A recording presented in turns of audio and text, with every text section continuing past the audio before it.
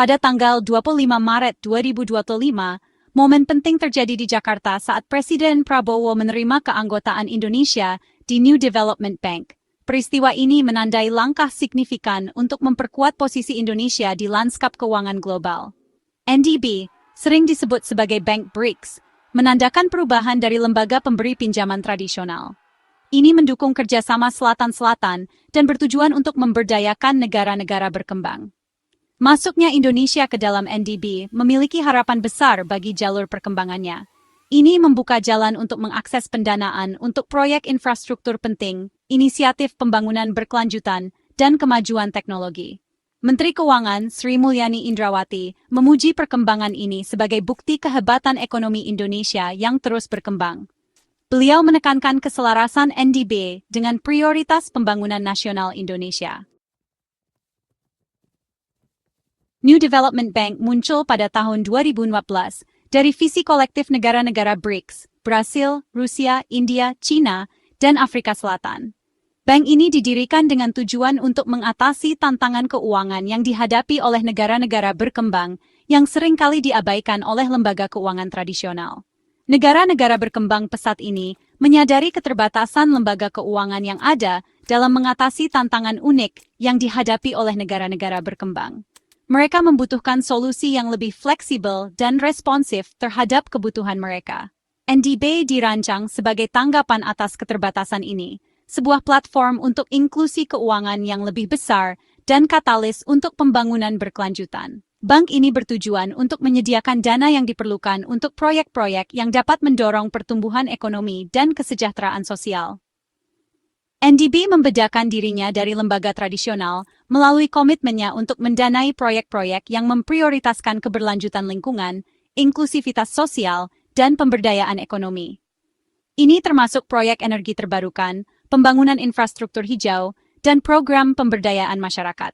Dengan modal awal resmi 100 miliar dolar AS, NDB memiliki kekuatan finansial yang substansial. Modal ini memungkinkan bank untuk mengambil peran penting dalam mendukung proyek-proyek besar yang dapat membawa perubahan signifikan.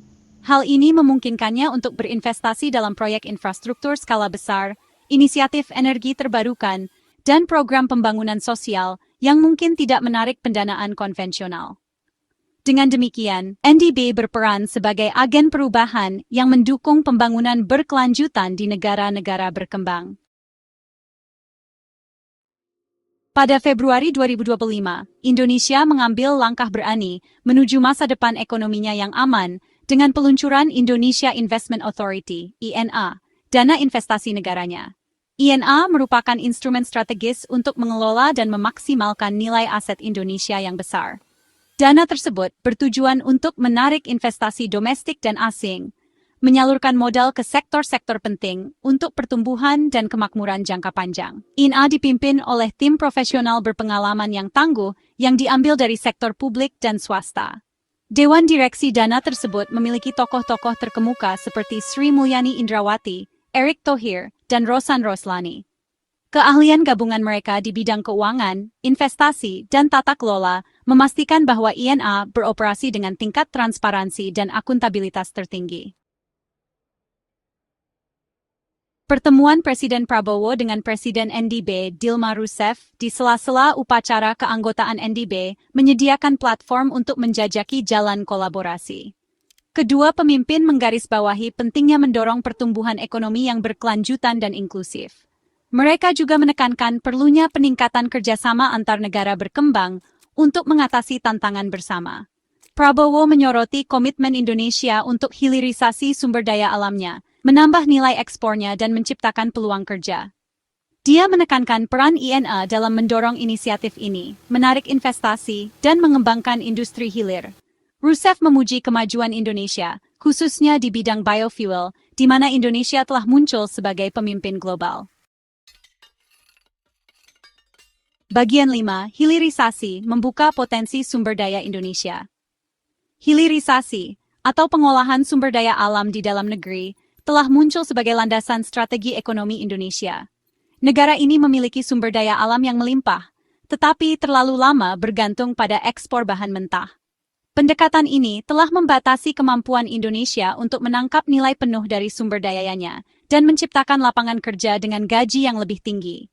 Hilirisasi bertujuan untuk membalikkan tren ini dengan mendorong pengembangan industri hilir yang mengolah bahan mentah menjadi produk bernilai lebih tinggi.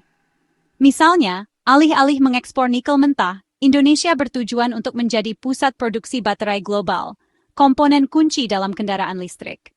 Pergeseran ini membutuhkan investasi yang signifikan dalam infrastruktur, teknologi, dan sumber daya manusia. Bagian 6. Biofuel, bahan bakar untuk masa depan yang lebih hijau. Indonesia telah membuat langkah luar biasa dalam mempromosikan biofuel, khususnya biodiesel. Dengan sumber daya alam yang melimpah, negara ini telah memanfaatkan tensi besar dari kelapa sawit untuk menghasilkan bahan bakar yang lebih ramah lingkungan. Negara ini memiliki mandat biodiesel paling ambisius di dunia, yang mewajibkan campuran 40% biodiesel berbasis kelapa sawit atau B40 dalam bahan bakar diesel. Ini adalah langkah besar menuju masa depan yang lebih hijau. Kebijakan ini telah mengurangi ketergantungan Indonesia pada bahan bakar fosil, menurunkan emisi gas rumah kaca, dan mendukung mata pencaharian jutaan petani kecil. Selain itu, reforestasi juga membantu mengurangi jejak karbon. Dilma Rousseff, selama kunjungannya, memuji kepemimpinan Indonesia dalam biofuel. Dia menekankan pentingnya kolaborasi internasional dalam menghadapi tantangan energi global. Dia menarik kesejajaran dengan pengalaman Brasil sendiri dalam mempromosikan etanol, menyoroti potensi biofuel untuk berkontribusi pada keamanan energi, pembangunan ekonomi, dan keberlanjutan lingkungan. Brasil telah lama menjadi pemimpin dalam produksi etanol dari tebu. Rousseff menyatakan kesediaan Brasil untuk berkolaborasi dengan Indonesia dalam berbagi pengetahuan dan teknologi di sektor ini. Kerjasama ini diharapkan dapat mempercepat inovasi dan adopsi biofuel di kedua negara. Bagian 7. NDB dan INA, kemitraan yang kuat. Konvergensi NDB dan INA menghadirkan peluang unik untuk mempercepat jalur pembangunan Indonesia. Dengan menggabungkan kekuatan dan sumber daya mereka, kedua lembaga ini dapat menciptakan dampak yang signifikan dalam berbagai sektor.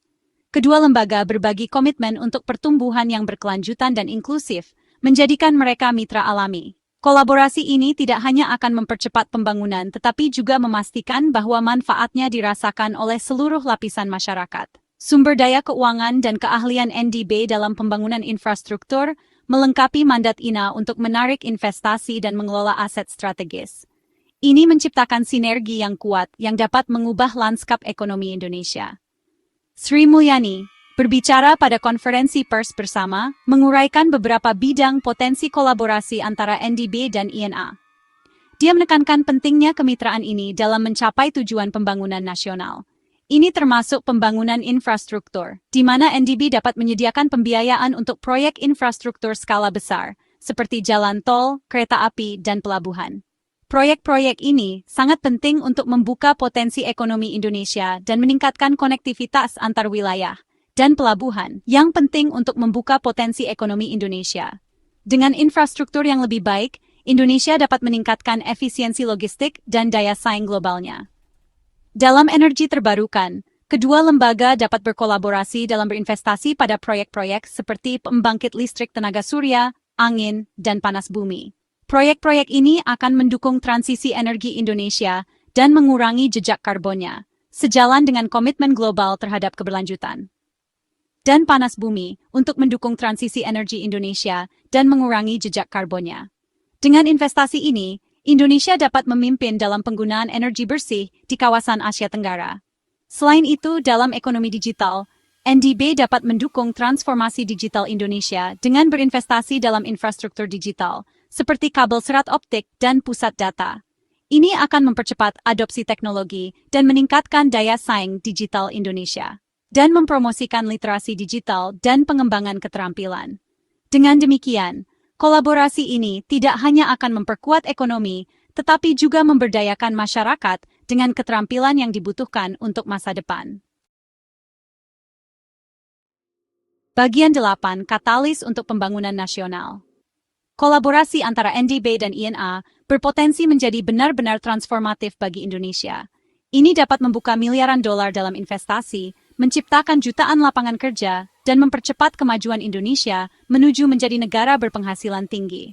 Selain itu, kemitraan ini sejalan sempurna dengan prioritas pembangunan nasional Indonesia. Ini mendukung visi pemerintah untuk mencapai pertumbuhan yang adil dan berkelanjutan, mengurangi kemiskinan, dan meningkatkan kualitas hidup semua orang Indonesia.